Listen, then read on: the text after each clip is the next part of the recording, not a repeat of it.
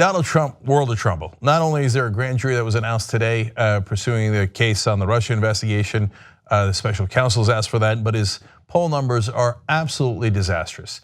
Now, literally from day one, I predicted that he would get into the 20s.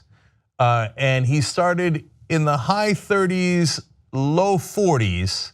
So it's not that bold a prediction. And since then, but people always talk about narratives of comeback, right? There ain't no comeback from Trump. He goes down and then goes further down. Look at all of his businesses, down, then further down, then complete bankruptcy. So we're in the middle of that trajectory downwards. So the new numbers, disastrous, and now we're finally nearing the 20s. This is a Quinnipiac University poll, very respected. 33% approve, 61% disapprove. That could be summarized in one word: disaster. Okay, 33% for a president is awful at any point in their administration. But 6-7 months in, you're already at 33%. It's almost a 2-to-1 ratio of disapproval to approval. Disaster. And the Republican senators have started to run away from him already. You saw Jeff Flake earlier in the week, his hair on fire, running from the building. All right, how's he doing among Democrats? Because sometimes there's a honeymoon stage and the other party will give you a chance. It's a very American tradition. Actually, a surprising number of Democrats did want to give him a chance in the beginning. That's why his numbers went all the way up to maybe like at their max 44, 45%. So how's he doing with Democrats now? No, the jury said. 2% approval, 96% disapproval. Look, you might think that's obvious. No, I've never seen numbers that large. Not during George W. Bush, not during Reagan, 2% approval. It almost literally can't get any worse than that. You got 2 points left to go, Trump. How about Republicans? Now, of course, much healthier number with the Republicans, but these are not good numbers either. 76% approval, you might think that's really high, 17% disapproval. Sure, I mean, that's a nice ratio for them, but that number has gone down significantly. Normally you'll hold easily 85% of your own guys, especially when you're president. And if you're doing well, you'll go up to 95%, et cetera, right? To be down to 76% and dropping. And I think he lost about 9 points with Republicans recently. So part of the reason he's losing Republican voters are they're finally figuring out what I've been telling them also actually before day one for about 2 years during the primaries and the general election. I said he could win. I said he's a populist. You got to watch out. You got to be careful. But the number one thing about Trump is that he's incompetent. So now the Republicans are going, oh, he couldn't pass the healthcare repeal of Obamacare. He couldn't pass anything. He's not doing anything right. The other problem is that he's firing somebody every single week. You're not an apprentice anymore, okay? You're not supposed to fire one person each week. So the incompetence is just now so obvious that even a decent chunk of Republicans are going, yeah, that looks pretty bad. And conservative media has started to turn on him.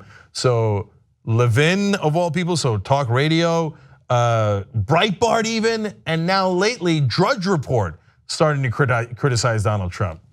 World of trouble.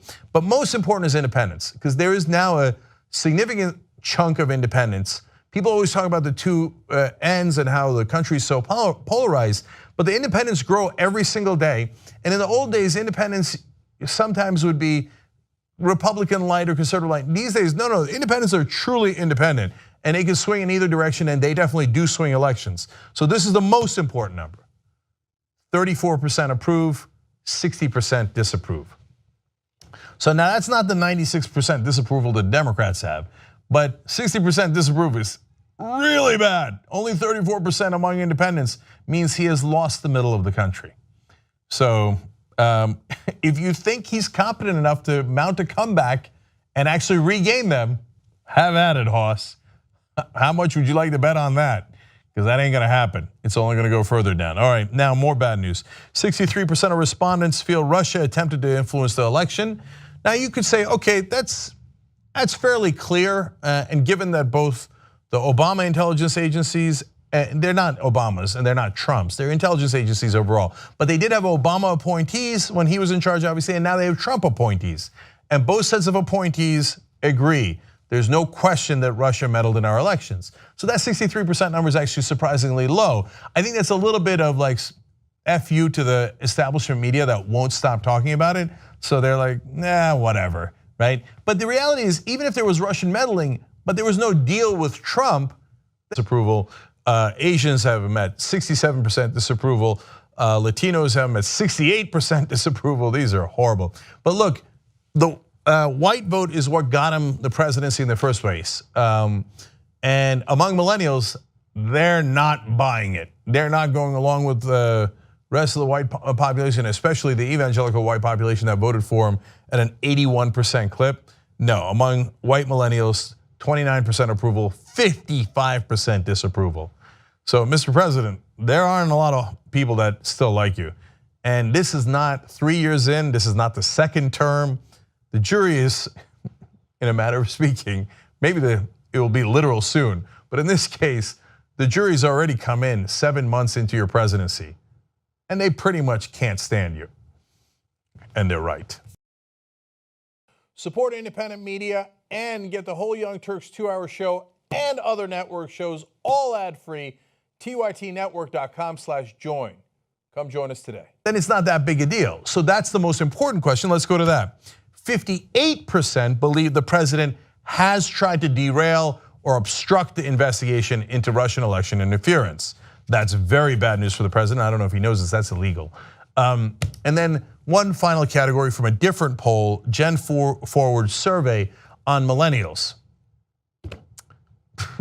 If you thought the general population didn't like him, wait till you get a load of millennials. So every category here, let's put it up. Every category of millennials can't stand him. African Americans have him at 10%, 76%